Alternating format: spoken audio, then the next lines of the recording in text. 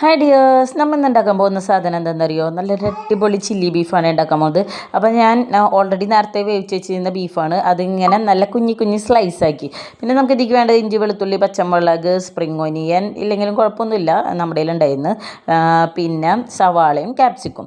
എന്നിട്ട് നമ്മൾ ആദ്യം തന്നെ ഓയിലാണ് കേട്ടോ ഇതിന് ഒഴിച്ച് കൊടുക്കേണ്ടത്. വെളിച്ചെണ്ണ ആകുമ്പോൾ ഒരു വെളിച്ചെണ്ണ സ്മെല്ല് വരും. നമുക്ക് ഓയിലാകുമ്പോൾ സ്മെല്ലൊന്നുമില്ല.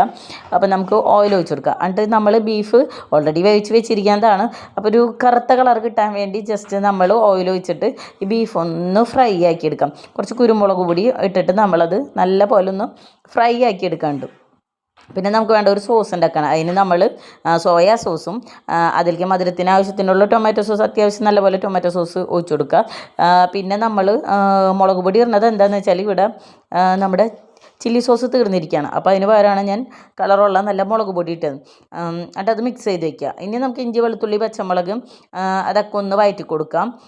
അത് കഴിഞ്ഞിട്ട് അത് വഴറ്റി വരുമ്പോൾ നമുക്ക് എന്ത് ചെയ്യാം, അതിൽ കൂടെ നമ്മുടെ സ്പ്രിംഗ് ഒനിയൻ്റെ കുറച്ച് പോർഷൻ ഇട്ട് കൊടുക്കാം. അതായത് ഒനിയൻ ഇരിക്കണ ഒരു ഭാഗവും അതിൻ്റെ കുറച്ച് ഭാഗവും വൈറ്റ് കളറിലുള്ളതും കൂടെ നമുക്ക് കട്ട് ചെയ്ത് എടുത്ത് വയ്ക്കാം. ബാക്കി നമുക്ക് അവസാനം ഡെക്കറേഷൻ ടൈമിൽ വേണമെങ്കിൽ ഇടാനായിട്ട് യൂസ് ചെയ്യാം കേട്ടോ. പിന്നെ നമുക്ക് അതിലേക്ക് ഇടേണ്ടത് സവാളയും കുറച്ച് സവാളയും കുറച്ച് ക്യാപ്സിക്കവും ലാസ്റ്റ് ഇടാൻ വേണ്ടി ഞാൻ മാറ്റി വെച്ചിട്ടുണ്ട്. അപ്പോൾ സവാളയും ക്യാപ്സിക്കവും ഇട്ട് പിന്നെ ഞാൻ ഇട്ടത് മുളക് പൊടിയും ഒരു കളറിന് വേണ്ടിയാണ് മുളക് പൊടി ഇട്ടത്, കുറച്ചും കൂടെ നല്ല കളർ കിട്ടാൻ വേണ്ടി. പിന്നെ കുരുമുളക് പൊടി, പിന്നെ ഉപ്പും പൊടി ആവശ്യത്തിന്. ഇനിയിപ്പോൾ പഞ്ചസാര വേണമെങ്കിൽ നിങ്ങൾക്ക് പഞ്ചസാരയും കൂടെ ഇടാം കേട്ടോ. ഞാൻ ടൊമാറ്റോ സോസ് അത്യാവശ്യത്തിന് എടുത്തുകൊണ്ട് അതിലത്തെ നല്ല മധുരം ഉണ്ട്. പിന്നെ ഞാൻ നോക്കിയപ്പോൾ എനിക്ക് മധുരം ഉള്ളതുകൊണ്ട് തന്നെ പഞ്ചസാര ഇടേണ്ട ആവശ്യമില്ല.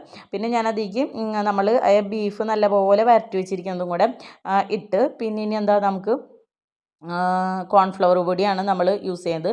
കോൺഫ്ലവർ പൊടി വെള്ളത്തിൽ കലക്കിയിട്ട് അതും കൂടെ ഒഴിച്ചു കൊടുക്കുക. അപ്പോൾ ഒരു നമ്മുടെ ചില്ലി ബീഫിൻ്റെ നല്ല തിക്കും കൂടിയാവും.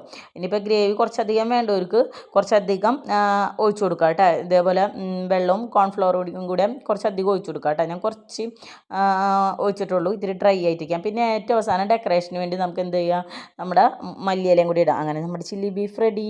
ട്രൈ ചെയ്യൂലേ? ഇഷ്ടപ്പെട്ടാൽ ലൈക്ക് ചെയ്യാനും സബ്സ്ക്രൈബ് ചെയ്യാനും സപ്പോർട്ട് ചെയ്യാനും മറക്കരുത് കേട്ടോ പ്ലീസ്.